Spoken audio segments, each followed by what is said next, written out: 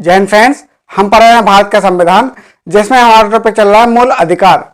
तो मूल अधिकार में हमने कुछ बातें पहले देख ली थी। आइए हम उससे आगे शुरुआत करते हैं। जैसे हम जानते हैं कि मूल अधिकार भारत के संविधान के मूल अधिकार भारतीय संविधान के भाग, यहां पर भारतीय संविधान के भाग 3 और इसके साथ ही अनुच्छेद 12 से 35 तक, अनुच्छेद 12 से 35 तक के बारे में चर्चा की गई है। तो मूल अधिकार के बारे में भाग 3 और अनुच्छेद 12 से 35 तक के बारे में चर्चा की गई है। तो हमारे भारत के संविधान में कुछ, यहाँ पर जब मूल संविधान देखते हैं, जब संविधान बना था उस समय 7 प्रकार के अधिकार थे। जैसे देखा जाए तो हमारे भारत के संविधान में जब मूल संविधान बना था उस समय भारत के संविधान में 7 प्रकार के मूल अधिकार थे। जैसे कौन कौन से थे? जैसे समता, स्वतंत्रता, शोषण, समता, स्वतंत्रता, शोषण, धर्म, संस्कृति,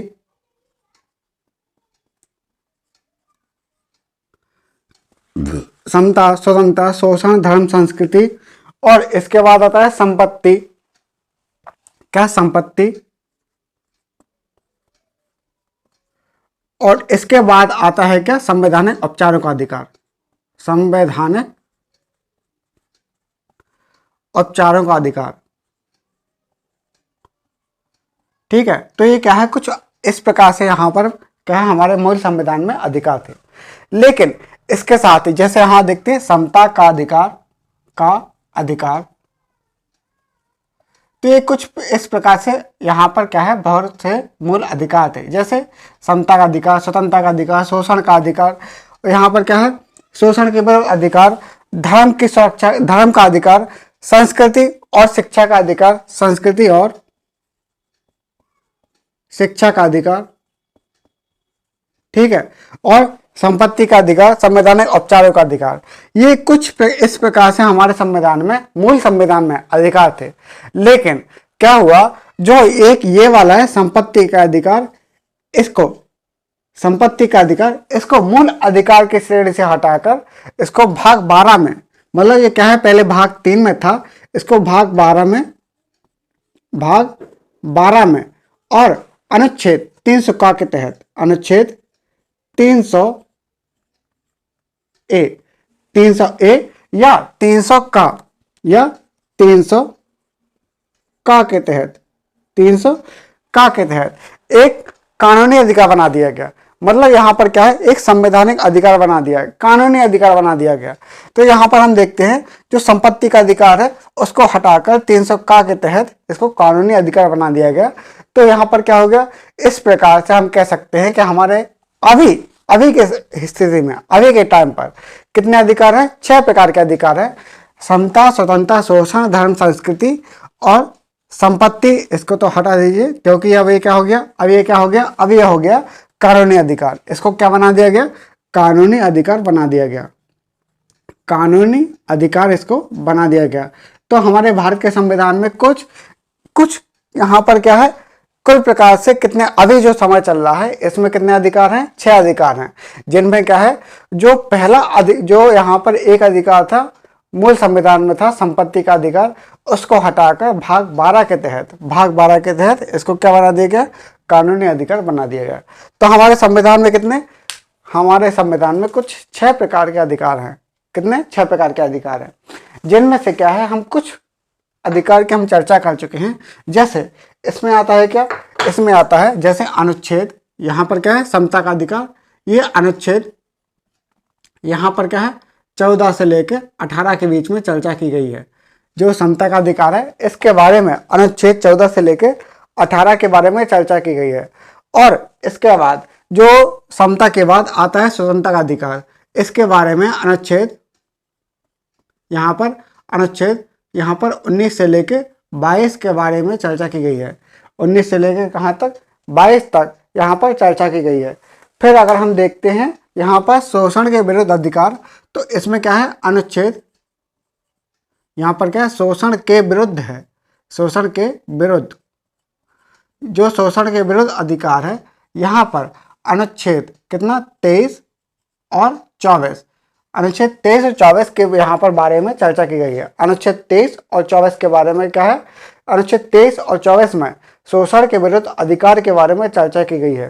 फिर यहाँ पर हम देखते हैं क्या, धर्म का अधिकार, यहाँ पर क्या है, धर्म की स्वतंत्रता का अधिकार। जो धर्म की स्वतंत्रता का अधिकार है, इसके बारे में अनुच्छेद 25 से लेकर 28 के बीच में चर्चा की गई है। जो धर्म की स्वतंत्रता, धर्म की स्वतंत्रता जो यहाँ पर है, धर्म की स्वतंत्रता का अधिकार, तो इसके बारे में अनुच्छेद धर्म वाला जो है, इसमें कितने 25 से लेकर 28 के बीच में यहाँ पर चर्चा की गई है। 25 से 28 के बीच में धर्म की स्वतंत्रता का अधिकार, इसके बारे में चर्चा की गई है। जो संस्कृति और शिक्षा का अधिकार है, इसके बारे में अनुच्छेद यहाँ पर क्या है, इसके बारे में अनुच्छेद 29 और 30 के बारे में चर्चा की गई है। 29 और 30 के बारे में चर्चा की गई है। और इसके साथ ही जो संवैधानिक उपचारों का अधिकार है, इसके बारे में अनुच्छेद 32 में चर्चा की गई है। मतलब जो संवैधानिक उपचारों का अधिकार है, यहाँ पर क्या है, इसके बारे में अनुच्छेद 32 में चर्चा की गई है। तो यहाँ पर कितने हमने अधिकार देखे, यहाँ पर हमने देखे कुछ, यहाँ पर समता का अधिकार, स्वतंत्रता का अधिकार, शोषण, धर्म, संस्कृति और जो संपत्ति का अधिकार था, इसको हटाकर क्या कर दिया, इसको कानूनी अधिकार बना दिया गया। कहाँ पर डाल दिया गया, भाग 12 में अनुच्छेद 300A के तहत, अनुच्छेद 300A के तहत इसको कानूनी अधिकार बना दिया गया। तो हमारे संविधान में कुछ इस प्रकार से अधिकार थे और यहाँ पर इसको हटा दिया गया। तो यहाँ पर जैसे मान लो 1 अगर दे दें, इसको 2, इसको 3, इसको 4, इसको 5 और इसको 6 तो हटा दो, इसको 7, इसको 6, ठीक है। ये जो संपत्ति का अधिकार है, इसको हटा दिया गया मूल संविधान में जो बना हुआ था। तो यहाँ पर हम देखते हैं, तो पिछली क्लास में इसको आप थोड़ा नोट कर लीजिए, देख लीजिए। समता का अधिकार, स्वतंत्रता का अधिकार, शोषण के विरुद्ध अधिकार, धर्म की स्वतंत्रता का अधिकार, संस्कृति और शिक्षा का अधिकार, संपत्ति का अधिकार, इसको हटा दिया गया और संवैधानिक उपचारों का अधिकार। तो ये कुछ इस प्रकार से हमारे अधिकार मिल जाते हैं। इसके पहले हम क्या चर्चा कर चुके हैं, हम चर्चा कर चुके हैं अनुच्छेद 14 के बारे में। अनुच्छेद 14 के बारे में हम विस्तृत चर्चा कर चुके हैं। आज हम देखने वाले हैं अनुच्छेद 15 के बारे में। क्या आखिर अनुच्छेद 15 मतलब अभी हम कहाँ पर हैं, अभी हम समता के बारे में चर्चा कर रहे हैं। किसमें, समता के बारे में, जिसमें 14, 15, 16, 17, 18 इसके बारे हम चर्चा करेंगे। किसमें, समता के अधिकार के बारे में। यहाँ पर क्या है, समता का मतलब है यहाँ पर समानता के बारे में चर्चा की गई है। किसका, समानता, यहाँ पर समानता के बारे में चर्चा की गई है कि आखिर यहाँ पर समान भेदभाव, समान रूप से व्यवहार किया जाएगा, इसके बारे में चर्चा की गई है। तो यहाँ पर हम देखते हैं अनुच्छेद 15, तो हेडिंग डाल लीजिए अनुच्छेद 15। तो आखिर अनुच्छेद 15 आखिर क्या है, आइए हम देखते हैं। जैसे हम देखते हैं अनुच्छेद 15, तो अनुच्छेद 15 में आखिर क्या क्या है, आइए हम देखते हैं। जैसे हमारे भारत के संविधान में जो अनुच्छेद दिए गए हैं, तो अनुच्छेद में हम देखते हैं अनुच्छेद 15। तो अनुच्छेद 15 ओपन कर लीजिए, थोड़ा हेडिंग डाल लीजिए अनुच्छेद 15।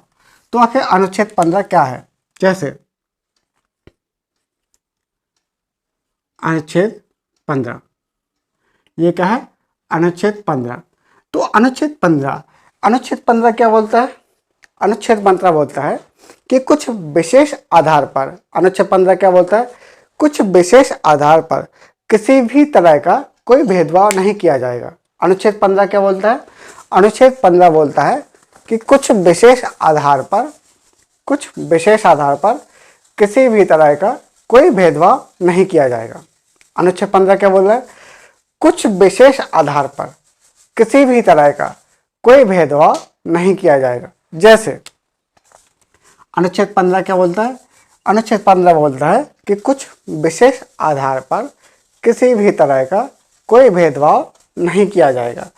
अब ये कुछ विशेष आधार क्या है, जैसे यहाँ पर क्या है, बोला कुछ विशेष आधार पर, कुछ विशेष आधार पर, कुछ विशेष आधार पर। तो हमें ये समझना पड़ेगा कि आखिर कुछ विशेष आधार क्या हैं। जैसे यहाँ पर कुछ विशेष आधार, तो यहाँ पर क्या है, ये राज्य को भी प्रतिबंध लगाता है और ये क्या है, नागरिकों को भी प्रतिबंध लगाता है। और ये अधिकार किसको में है, ये हमने चर्चा की थी 15, 16, 19, 29, 30। ये जो अधिकार हैं ये केवल नागरिकों को मिले हैं। तो यहाँ पर क्या है, ये जो अधिकार है, तो यहाँ पर हम सबसे पहले ध्यान रखेंगे कि ये क्या है, केवल और केवल। यहाँ पर क्या है, केवल नागरिकों को प्राप्त है, कोई विदेशी को प्राप्त नहीं है, केवल नागरिकों को प्राप्त है। जो अनुच्छेद 15 है, अनुच्छेद 15 इसमें जो अधिकार है वो अधिकार केवल और केवल नागरिकों को प्राप्त है। यहाँ पर क्या है, अधिकार केवल और केवल नागरिकों को प्राप्त है। मतलब यहाँ पर क्या है, विदेशी को अधिकार नहीं है, केवल जो यहाँ के नागरिक हैं उन नागरिकों को यहाँ पर अधिकार प्राप्त है।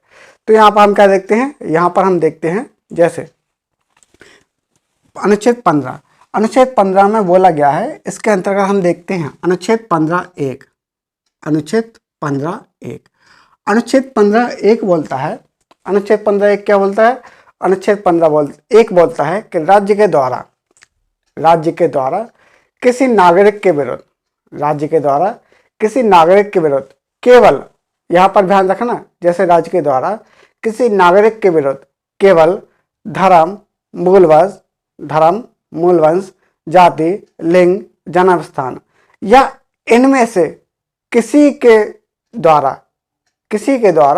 किसी नागरिक को विभेद नहीं किया जाएगा। मतलब क्या है, यहाँ पर क्या है, 15(1) में क्या बोल रहा है, 15(1) में बोल रहा है राज्य के द्वारा, पहले क्या है, राज्य के द्वारा किसी नागरिक के विरुद्ध, राज्य के द्वारा किसी नागरिक के विरुद्ध केवल, यहाँ पर ध्यान रखना, केवल धर्म,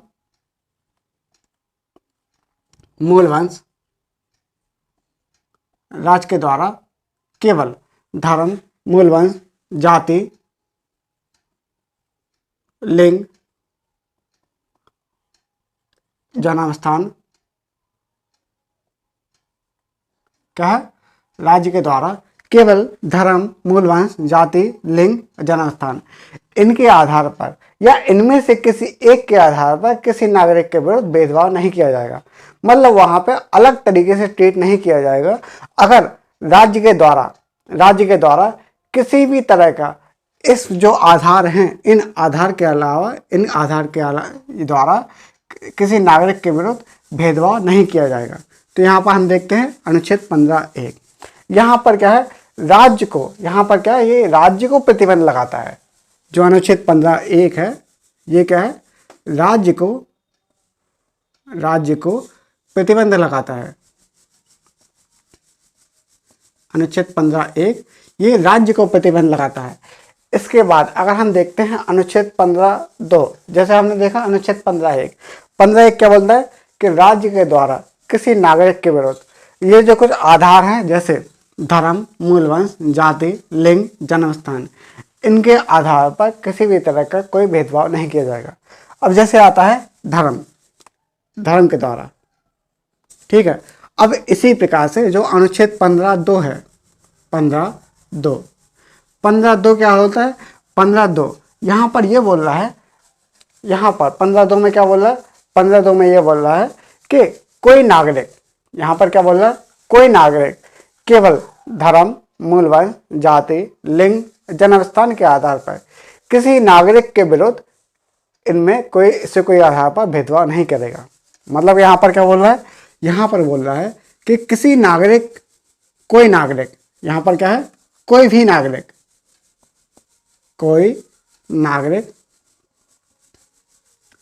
यहाँ पर क्या है, कोई भी नागरिक हो, कोई भी नागरिक किसी अन्य व्यक्ति पर, कोई भी नागरिक किसी अन्य व्यक्ति पर केवल, यहाँ पर ध्यान रखना, केवल कोई नागरिक किसी अन्य व्यक्ति पर केवल धर्म, ये जो अधिकार यहाँ पर क्या है, यही जो आधार है, धर्म, मूलवंश, जाति, लिंग, जन्म स्थान, जाति, लिंग, जन्म स्थान। जैसे मान लो कोई नागरिक किसी अन्य व्यक्ति पर जो आधार है, इन आधार के जो यहाँ पर आधार दिए गए हैं, इनके आधार पर भेदभाव नहीं करेगा। चाहे किसी दुकान में प्रवेश करना हो, चाहे किसी सार्वजनिक भोजनालय में जाना हो, सार्वजनिक स्थान में जाने में प्रवेश करना हो, या फिर किसी भी तरह का, जैसे आप देखते होंगे, जैसे आपने मूवियों में देखा होगा, अगर एक गांव है, गांव में जैसे कुछ लोग नहीं होते गांव, तो गांव में जैसे मान लो ये कुआं बना है, यहाँ से क्या है, लोग पानी भर रहे हैं, यहाँ पे कुआं में लोग पानी भर रहे हैं, लेकिन यहाँ पर जो नीची जात के लोग थे उन पर भेदभाव किया जा रहा था, उनको पानी भरने से मनाही थी। इसलिए यहाँ पर क्या कर दिया, इसीलिए अनुच्छेद 15 में इस प्रकार की बातें डाली गई कि नहीं, किसी प्रकार का भेदभाव नहीं होगा। मतलब यहाँ पर व्यक्ति कैसा भी हो, यहाँ पर क्या है, उसके ऊपर धर्म के आधार पर, मूलवंश के आधार पर, जाति के आधार पर, वो किस जाति का है, उस पर सार्वजनिक स्थलों में जाने से कोई रोकेगा नहीं। वहाँ पर उसमें सार्वजनिक स्थलों में जाने पर, किसी सार्वजनिक दुकान में जाने पर, किसी सार्वजनिक जो जगह है वहाँ पे जाने पर, सार्वजनिक समारोह में जाने पर कोई यहाँ पर नहीं रोकेगा। ये किसमें 15(1) में, यहाँ पर 15(2) में चर्चा की गई है। तो यहाँ पर क्या है, इस प्रकार से अधिकार है। तो हम देखते हैं अनुच्छेद 15(1) ये क्या है, ये राज्य पर प्रतिबंध लगाता है, और जो 15(2) है ये राज्य और नागरिक दोनों पर प्रतिबंध लगाता है। अनुच्छेद 15(1) क्या है, ये राज्य पर प्रतिबंध लगाता है, और अनुच्छेद 15(2) क्या है, ये राज्य और नागरिक दोनों पर प्रतिबंध लगाता है। जैसे यहाँ पर एक चीज और ध्यान रखने वाली बात है कि राज्य निधि से पोषित या पूर्णतः या अंशतः, राज्य निधि से पोषित मतलब राज्य उसका खर्चा चला रही है, या राज्य उसका खर्चा या व्यय कर रही है, तो चाहे पूर्णतः खर्च कर रही हो चाहे अंशतः खर्च कर रही हो, वहाँ पर राज्य निधि से अगर कोई मान लो पोषित है, तो वहाँ पर साधारण जनता के लिए, जैसा मान लो उसके लिए प्रयोग के लिए जैसे समर्पित कुआं है, सार्वजनिक स्थल है, जो कोई रैन बसेरा बना दिया, कोई मकान है सार्वजनिक स्थल का, जैसे मान लो रैन बसेरा बना दिया कि सब लोग आओ, तो वहाँ पर ये जो आधार है, धर्म, मूलवंश, जाति, लिंग, जन्मस्थान, इनके द्वारा यहाँ पर किसी भी तरह का कोई भेदभाव नहीं किया जाएगा। तो ये क्या है, हमने देखा अनुच्छेद 15(1) और 15(2। अब हम देख रहे हैं अनुच्छेद कौन सा, इसी में 15(3 हम देख रहे हैं, कौन सा अनुच्छेद 15(3। तो हम 15(3 देखने वाले हैं, तो आप थोड़ा समझ लीजिए, ठीक है। जैसे कौन कौन से आधार हैं, धर्म, मूलवंश, जाति, लिंग, जन्मस्थान, इनके आधार पर कोई भेदभाव नहीं किया जाएगा। हम देखते हैं अनुच्छेद 15(3। तो हेडिंग डाल लीजिए अनुच्छेद 15(3। तो 15(3) में क्या है, आइए हम देखते हैं। जैसे 15(3) में क्या है, आइए हम देखते हैं। जैसे 15(3 में क्या है, 15(3 में बोला गया है कि 15(3) में के अनुसार, यहाँ पर क्या है, 15(3) के अनुसार, अनुच्छेद 15(3) के अनुसार, अनुच्छेद 15(3) के अनुसार कुछ सकारात्मक भेदभाव किया जा सकता है, मतलब पॉजिटिव डिस्क्रिमिनेशन हो सकता है। मतलब क्या है, सकारात्मक भेदभाव किया जा सकता है। सकारात्मक भेदभाव कैसे, जैसे महिलाओं और बच्चों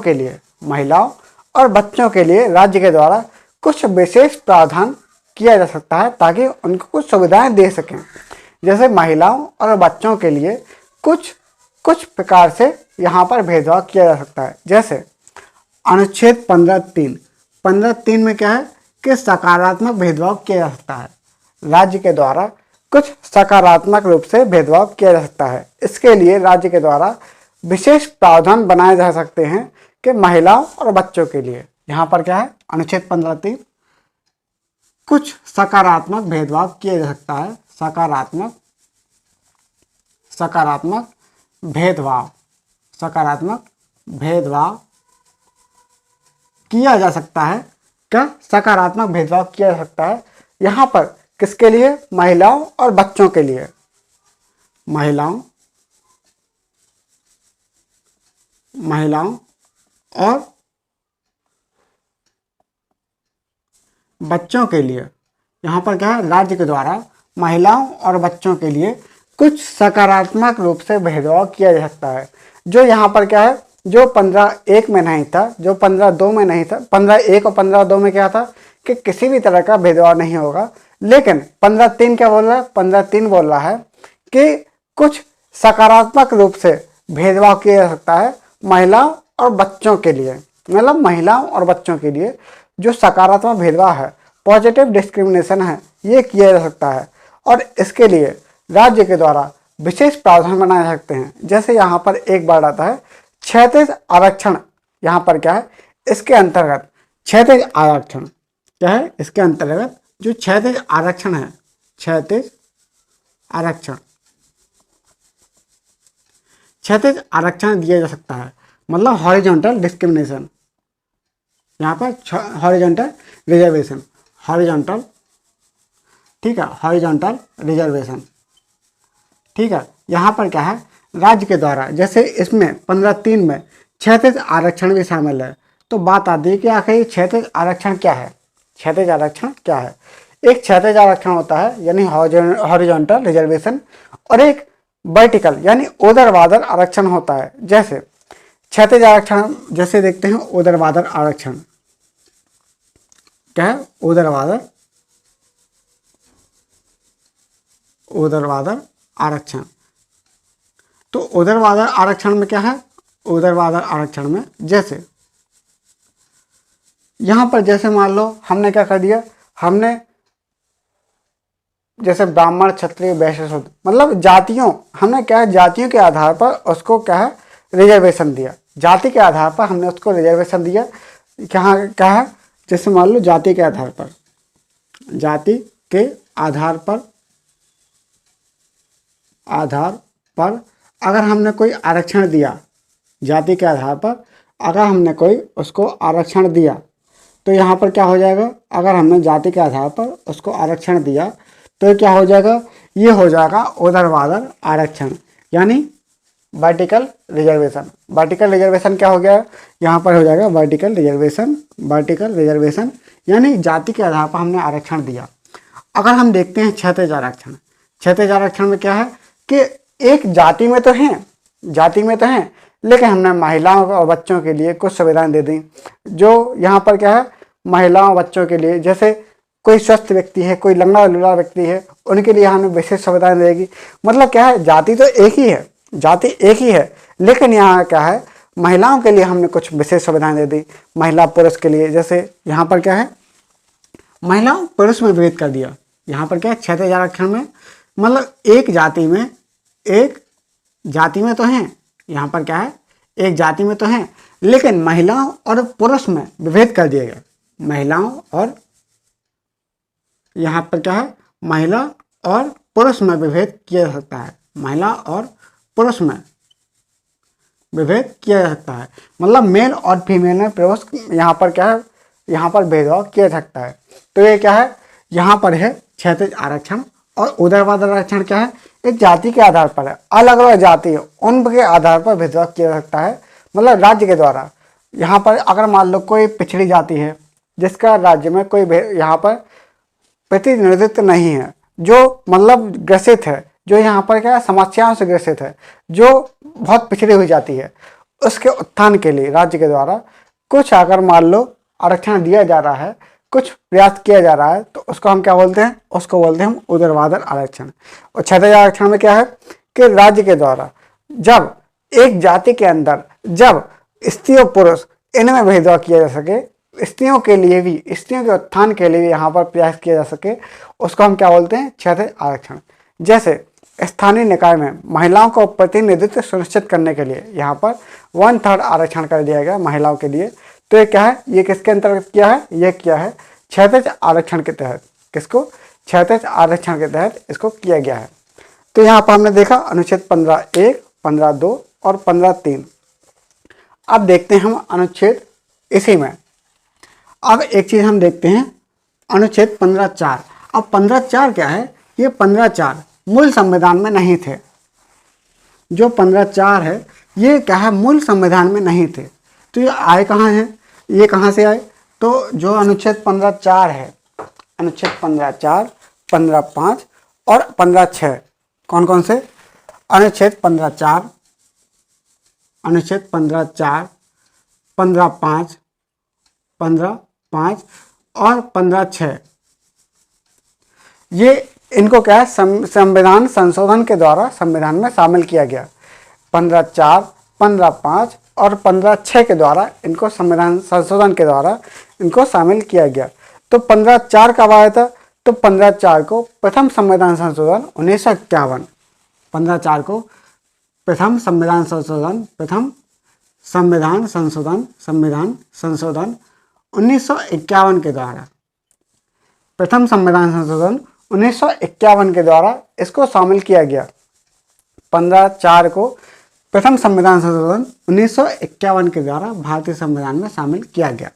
जो 15(5) है, 15(5) को यहाँ पर देखा जाए, जो 15(5) है इसको 93वां संविधान संशोधन यहाँ पर क्या है, 93 संविधान संशोधन 2005 के द्वारा इसको संविधान में शामिल किया गया। इसको 93वां संविधान संशोधन 2005 के द्वारा 2005 में इसको संविधान में शामिल किया गया, मतलब मूल अधिकार में शामिल किया गया। ये जो प्रावधान है 15(5), इसको 93वां संविधान संशोधन 2005 के द्वारा भारतीय संविधान में शामिल किया गया। अब देखते हैं 15(6). जो 15(6) है, मतलब यहाँ पर क्या है, 15(6) में जो इकोनॉमिकली वीकर सेक्शन है, मतलब जो जनरल वर्ग के जो गरीब लोग हैं उनके लिए, जो जनरल कैटेगरी है, जनरल कैटेगरी में जो आर्थिक रूप से सक्षम नहीं है उनके लिए प्रावधान डाला गया। तो यहाँ पर क्या है, 103वें संविधान संशोधन, यहाँ पर क्या है, 103वें संविधान संशोधन, 103वें संविधान संशोधन 2019 में इसको क्या है, संविधान में शामिल किया गया। तो यहाँ पर हमको देखना पड़ेगा कि आखिर 15(4) क्या है। 15(4) बोलता है, अब देखते हैं 15(4) अभी हमने देखा कि इसको प्रथम संविधान संशोधन 1951 के तहत जोड़ा गया। इसको 15(5) को 93 संविधान संशोधन 2005 में जोड़ा गया, और 15(6) इसको 103वें संविधान संशोधन 2019 में जोड़ा गया। तो यहाँ पर हम चर्चा करते हैं 15(4) की, यहाँ पर हम चर्चा करते हैं 15(4) की। जो 15(4) है, 15(4) क्या बोलता है? 15(4) बोलता है कि राज्य के द्वारा 15(4) के तहत, राज्य के द्वारा 15(4) के तहत जो सामाजिक और शैक्षणिक रूप से पिछड़े लोग हैं, सामाजिक और शैक्षणिक रूप से पिछड़े लोग हैं, अनुसूचित जाति हैं, जनजाति हैं, उन्हीं के विकास के लिए प्रयास किया जा सकता है। मतलब यहाँ पर क्या है, 15(4) में क्या है, जो सामाजिक और जो शैक्षणिक रूप से पिछड़े लोग हैं, सामाजिक और शैक्षणिक रूप से जो पिछड़े लोग हैं, कौन कौन से?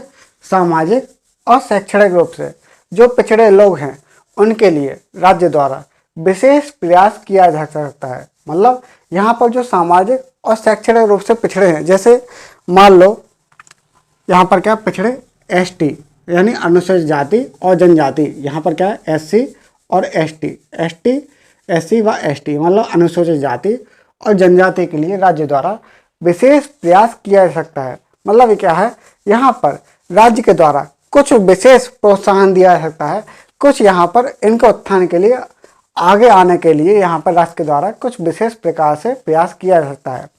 और यहाँ पर एक चीज़ और बोली गई, यहाँ पर बोला गया जो PA इनामदार हैं, PA इनामदार के केस में सुप्रीम कोर्ट ने निर्णय दिया है कि अनुच्छेद 15(4) केवल और केवल लोक संस्थाओं पर लागू होगा। मतलब यहाँ पर क्या है, जो PA इनामदार हैं, PA इनामदार, PA इनामदार, जो PA इनामदार के केस में 2005 में, PA इनामदार के केस में 2005 में, PA इनामदार के केस में 2005 में सुप्रीम कोर्ट ने बोला कि जो 15(4) है, 15(4) ये केवल और केवल लोक संस्थाओं पर लागू होगा। मतलब जो पब्लिक संस्थाएं हैं उन पर लागू होगा। यहाँ पर क्या है, केवल और केवल लोक संस्थाओं पर लागू होगा।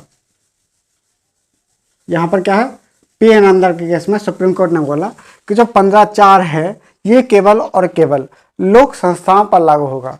तो यहाँ पर हमने देखा 15(4). अब इसके बाद आता है अनुच्छेद 15(5). तो आखिर ये 15(5) आखिर क्या है? तो हमने देखा कि 15(5) को 93 संविधान संशोधन 2005 में जोड़ा गया। इसको क्या है, 93वां संविधान संशोधन 2005 के द्वारा इसको जोड़ा गया। तो हम देखते हैं, यहाँ पर हम देखते हैं अनुच्छेद 15(5).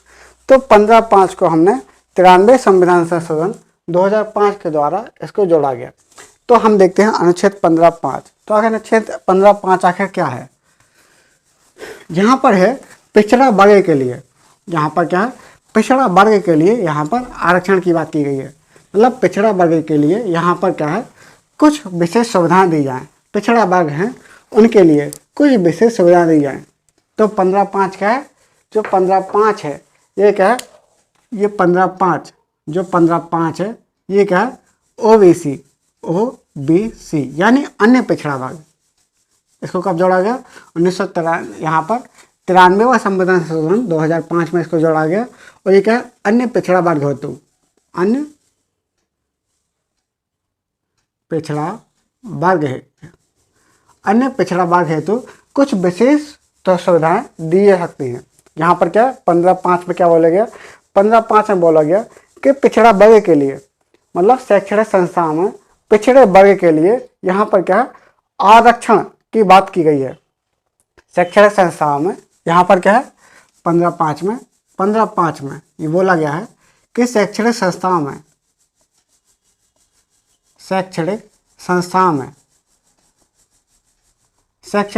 में पिछड़ा वर्ग के लिए कुछ आरक्षण की बात की गई है। कैसे? 15(5) में कि जो शैक्षणिक संस्थान है उसमें जो आर्थिक रूप से पिछड़े लोग हैं, उनमें आर्थिक रूप से पिछड़े लोग हैं उनके लिए कुछ विशेष यहाँ पर सुविधाएं दी जा सकती हैं। कुछ आधार पर इनको आरक्षण दिया जा सकता है। जैसे, लेकिन जो आरक्षण दिया जाएगा वो क्रीमी लेयर को ध्यान में रखकर दिया जाएगा। मतलब वो क्रीमी लेयर की सीमा को बाहर नहीं जाना चाहिए।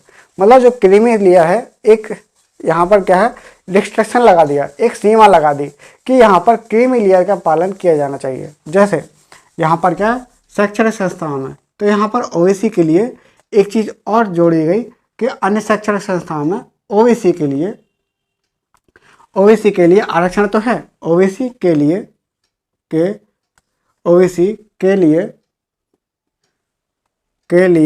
आरक्षण तो है, लेकिन यहाँ पर क्रीमी लेयर को ध्यान में रखा जाएगा। क्रीमी लेयर यानी मलाईदार पदार्थ है, इसको ध्यान में रखा जाएगा। इसको ध्यान में रखकर ही कुछ आगे डिसीजन ले जाएंगे। तो बात आती है कि आखिर क्रीमी लेयर क्या है? तो मतलब राज्य के द्वारा जो निश्चित सीमा है, राज्य के द्वारा अगर राज्य ने तय कर दिया कि अगर कोई व्यक्ति किसी निश्चित सीमा से ज़्यादा अगर पैसे कमाता है, किसी निश्चित सीमा से ज़्यादा अगर मान लो धन अर्जित करता है, तो वो क्रीमी लेयर में नहीं आएगा। इसके साथ ही राज्य ने कुछ निर्देश और दिए हैं। जैसे भारत का राष्ट्रपति, किसी राज्य का राज्यपाल, सर्वोच्च न्यायालय के मुख्य न्यायाधीश या फिर अन्य न्यायाधीश, किसी हाई कोर्ट के, उच्च न्यायालय के न्यायाधीश या फिर मुख्य न्यायाधीश या अन्य न्यायाधीश, संघ लोक सेवा आयोग के अध्यक्ष या फिर राज्य लोक सेवा आयोग के अध्यक्ष, मतलब ये जो लोग हैं ये क्या है, क्रीमी लेयर में आते हैं। ये क्या है, क्रीमी लेयर में आते हैं। जैसे संघ लोक सेवा आयोग के अध्यक्ष सदस्य, राज्य लोक सेवा आयोग के अध्यक्ष सदस्य, मुख्यमंत्री, और जैसे किसी राज्य के राज्यपाल और प्रधानमंत्री, सुप्रीम कोर्ट या हाई कोर्ट के जज जो यहाँ पर न्यायाधीश होते हैं, तो ये क्या है, क्रीमी लेयर में आएंगे। ये क्या है, क्रीमी लेयर में आएंगे और इनको जनरल यानी सामान्य की तरह ट्रीट किया जाएगा। ये OBC में नहीं आएंगे, इसको सामान्य की तरह ट्रीट करेंगे। इसके साथ ही जैसे मान लो एक चीज़ और आती है क्रीमी लेयर में, जैसे प्रथम श्रेणी के लोग हैं। यहाँ पर क्या है, जो प्रथम श्रेणी के लोग हैं, प्रथम व द्वितीय श्रेणी के लोग, प्रथम व द्वितीय श्रेणी के लोग, प्रथम और द्वितीय श्रेणी के जो व्यक्ति हैं वो भी किस में आएंगे, प्रथम और द्वितीय श्रेणी के व्यक्ति। ये भी क्या हो जाएगा, ये क्रीमी लेयर की सीमा को पार कर जाएंगे और ये क्या है, ये जनरल, यहाँ पर जनरल की तरह ही इनको ट्रीट किया जाएगा। ये पिछड़ा वर्ग की तरह इनको ट्रीट नहीं किया जाएगा, ये क्या है, जनरल में ही आएंगे। और इसके अलावा जैसे मान लो कोई वकील है, कोई इंजीनियर है, कोई डॉक्टर है, मतलब इसके से ऐसे जो पेशेवर लोग हैं, तो ये लोग भी क्या होंगे, ये भी क्रीमी लेयर में आते हैं और इन लोग के साथ भी जनरल की तरह ट्रीट किया जाएगा। जैसे मान लो कोई वकील है,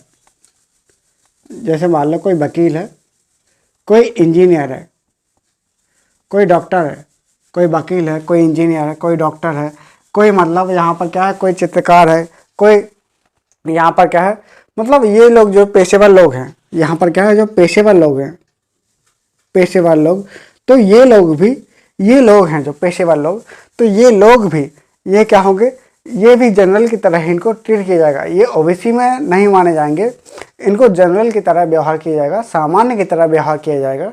तो ये जो लोग हैं, जैसे मान लो कुछ पेशेवर लोग हैं, प्रथम श्रेणी व द्वितीय श्रेणी के लोग, और ये संवैधानिक पद धारण करने वाले हैं। जैसे संवैधानिक पद धारण करने वाले कौन कौन से थे, हमने अभी चर्चा की थी। संवैधानिक पद धारण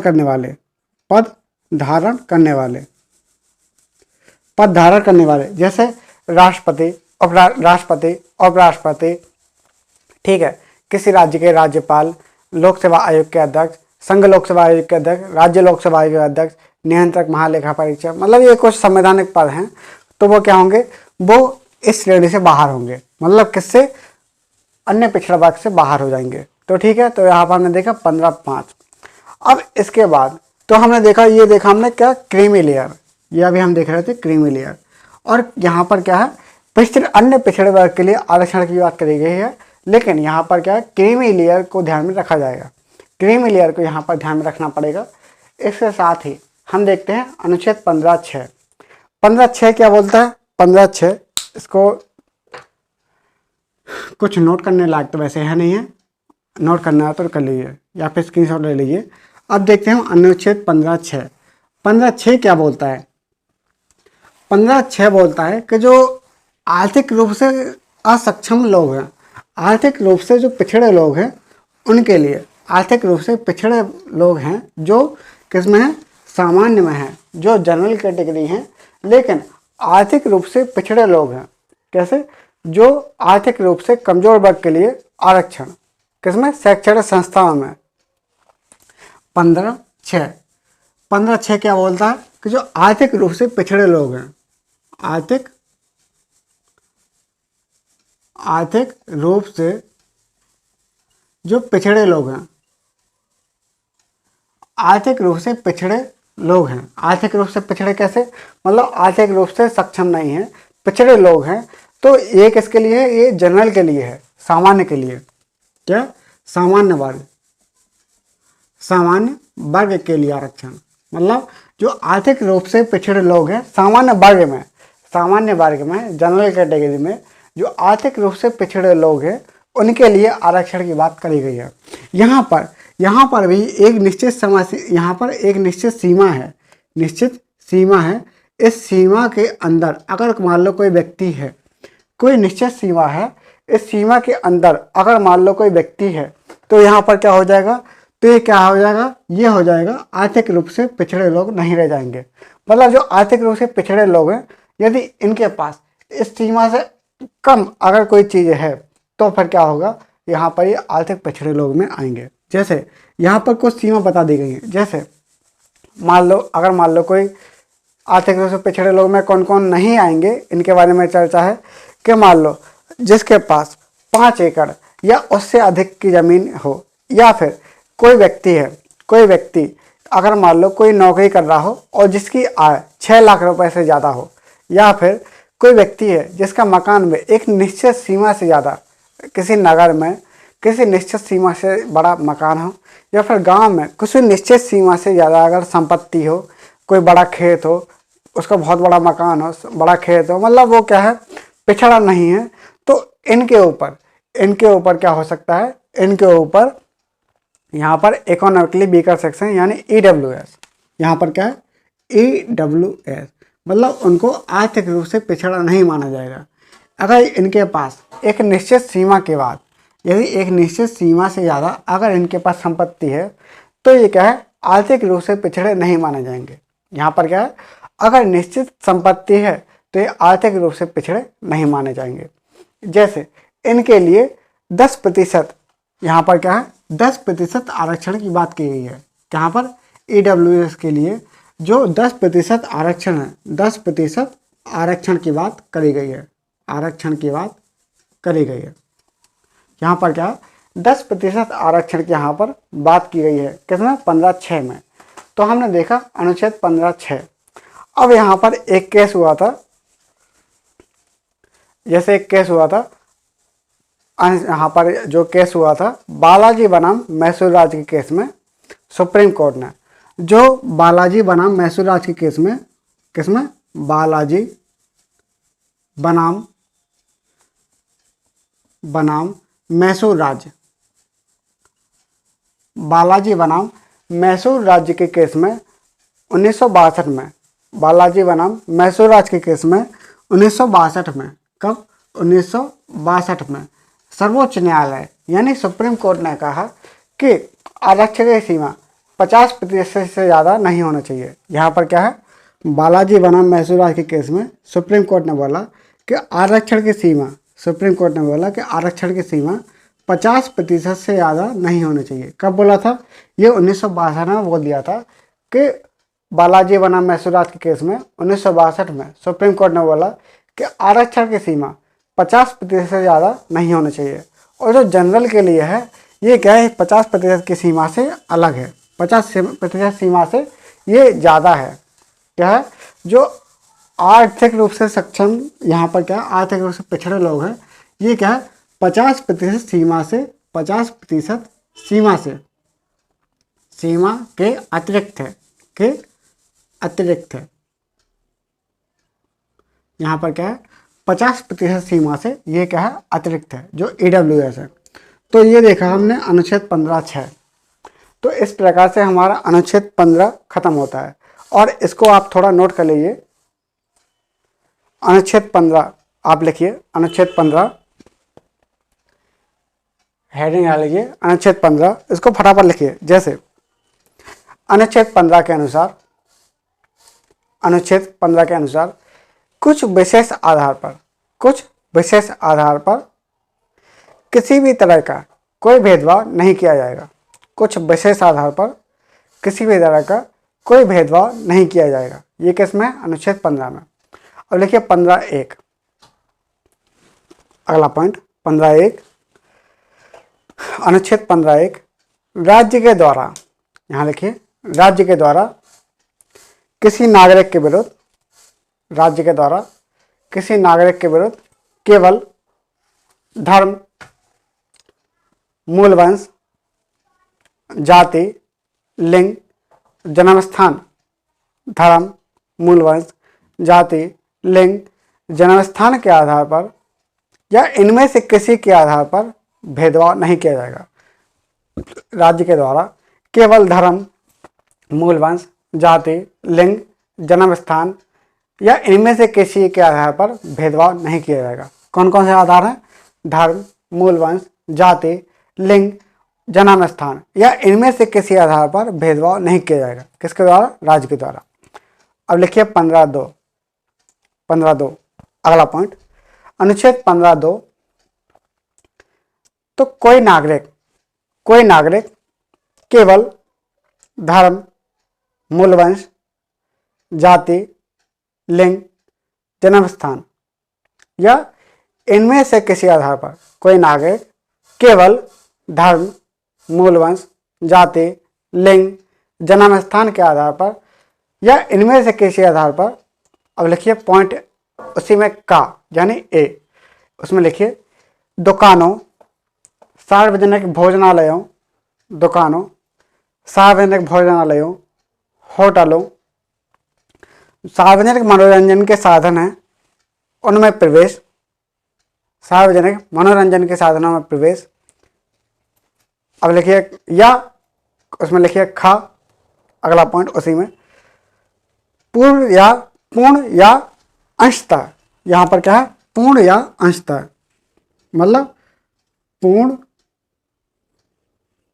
या अंशतः,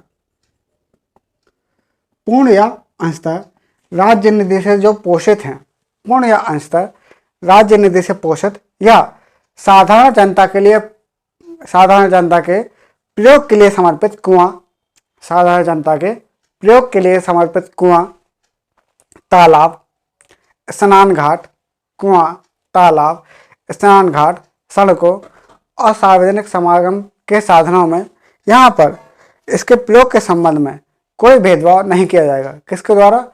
नागरिक के द्वारा और राज्य के द्वारा किसी भी तरह का भेदभाव नहीं किया जाएगा। मतलब कुआं, तालाबों, सार्वजनिक स्थान है, वहाँ पर प्रवेश से संबंधित कोई भेदभाव नहीं किया जाएगा। तो यहाँ पर हमने देखा अनुच्छेद 15(1), 15(2). तो यहाँ पर क्या है, एक नोट लिखिए। नोट 15(1) में, उसमें लिखिए 15(1) में राज्य पर नियंत्रण है, जबकि अनुच्छेद 15(2) में राज्य और नागरिक दोनों पर, राज्य और व्यक्ति दोनों पर प्रतिबंध है। यहाँ पर क्या है, 15(1) केवल राज्य पर नियंत्रण है और 15(2) राज्य और नागरिक दोनों पर नियंत्रण है। अब लिखिए अगला पॉइंट, अनुच्छेद 15(1), 15(2) और 15(3) ये मौलिक संविधान में दिए गए थे। अनुच्छेद 15(1), 15(2) और 15(3) ये क्या है, मौलिक संविधान में दिए गए थे। अब अगला लिखिए उसी में 15(1), अगला पॉइंट, 15(1) और 15(2) में दिए गए आधार के अलावा, 15(1) और 15(2) में दिए गए आधार के अलावा अन्य कोई आधार बनता है, 15(1) और 15(2) के अलावा अगर अन्य कोई आधार बनता है तो राज्य के द्वारा सकारात्मक भेदभाव किया जा सकता है। राज्य के द्वारा सकारात्मक भेदभाव किया जा सकता है। अब अगला पॉइंट लिखिए उसी में, जैसे अनुच्छेद 15(3). अब लिखिए अनुच्छेद 15(3). अनुच्छेद 15(3) सकारात्मक भेदभाव से संबंधित है। अनुच्छेद 15(3) सकारात्मक भेदभाव से संबंधित है। सकारात्मक भेदभाव से संबंधित है मतलब क्या है, जो अनुच्छेद 15(3) है यह सकारात्मक भेदभाव से संबंधित है, जिसके तहत महिलाओं और बच्चों के लिए राज्य द्वारा विशेष प्रयास किया जा सकता है। राज्य के द्वारा महिलाओं के और बच्चों के लिए विशेष प्रयास किया जा सकता है, जिसमें क्षैतिज आरक्षण भी शामिल है। जिसमें क्या है, क्षैतिज आरक्षण भी शामिल है। अब लिखिए अनुच्छेद 15(4). अनुच्छेद 15(4). तो अनुच्छेद 15(4) का संबंध, अनुच्छेद 15(4) का संबंध, अनुच्छेद 15(4) का संबंध अनुच्छेद 29(2) से भी है। अनुच्छेद 15(4) का संबंध अनुच्छेद 15(2) से भी है, जिसके तहत सामाजिक और शैक्षणिक रूप से जो पिछड़े वर्ग हैं, सामाजिक और शैक्षणिक रूप से जो पिछड़े वर्ग हैं, अनुसूचित जाति, अनुसूचित जनजाति, इनके विकास के लिए राज्य के द्वारा विशेष प्रयास किया जा सकता है। मतलब यहाँ पर क्या है, अनुच्छेद 15(4) का संबंध अनुच्छेद 29(2) से भी है और इसके तहत जो सामाजिक और शैक्षणिक रूप से जो पिछड़े लोग हैं, सामाजिक और शैक्षणिक रूप से जो पिछड़े लोग हैं, अनुसूचित जाति, अनुसूचित जनजाति, इनके विकास के लिए राज्य के द्वारा विशेष प्रयास किया जा सकता है। अब लिखिए अगला पॉइंट, पीए इनामदार। पीए इनामदार हमने लिखवाया था, पीए इनामदार। यहाँ पर क्या है, पीए इनामदार। पीए इनामदार के केस में सर्वोच्च न्यायालय ने बोला कि आरक्षण की सीमा 50% से ज़्यादा नहीं होना चाहिए।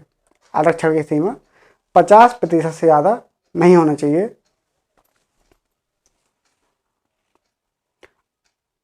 यहाँ पर क्या है, जो पीए इनामदार के केस में सुप्रीम कोर्ट ने बोला कि अनुच्छेद 15(4) केवल लोक संस्थाओं पर लागू होगा। अनुच्छेद 15(4) केवल और केवल लोक संस्थाओं पर लागू होगा। लेकिन 15(5) के माध्यम से, उसमें लिखिए अगला पॉइंट, लेकिन 15(5) के माध्यम से सुप्रीम कोर्ट ने यानी सर्वोच्च न्यायालय ने अपने निर्णय को बदला और 15(5) लागू किया, अनुच्छेद 15(5) लागू किया। इसका संबंध अनुच्छेद 30(1) से है। इसका संबंध किससे है? अनुच्छेद 30(1) से है।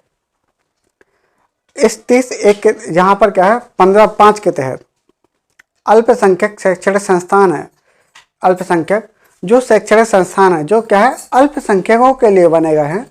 तो अल्पसंख्यक शैक्षणिक संस्थान में प्रवेश, अल्पसंख्यक शैक्षणिक संस्थान में इनको छोड़कर सरकारी और निजी दोनों प्रकार से जो संस्थान है इनमें आरक्षण दिया जा सकता है। जैसे हमने बताया 15(4) में क्या है, 15(4) में केवल लोक संस्थाओं के लिए लागू था, लेकिन इसके द्वारा 15(5) में बोला गया है कि अल्पसंख्यक शैक्षणिक संस्थान के अलावा कोई भी संस्थान हो उसमें आरक्षण किया जा सकता है, उसमें आरक्षण हो सकता है। ठीक है, तो यहाँ पर हमने देखा 15(5) और 15(5) क्या है, जो शैक्षणिक संस्थाओं में अन्य पिछड़े वर्गों के लिए आरक्षण की व्यवस्था की गई है।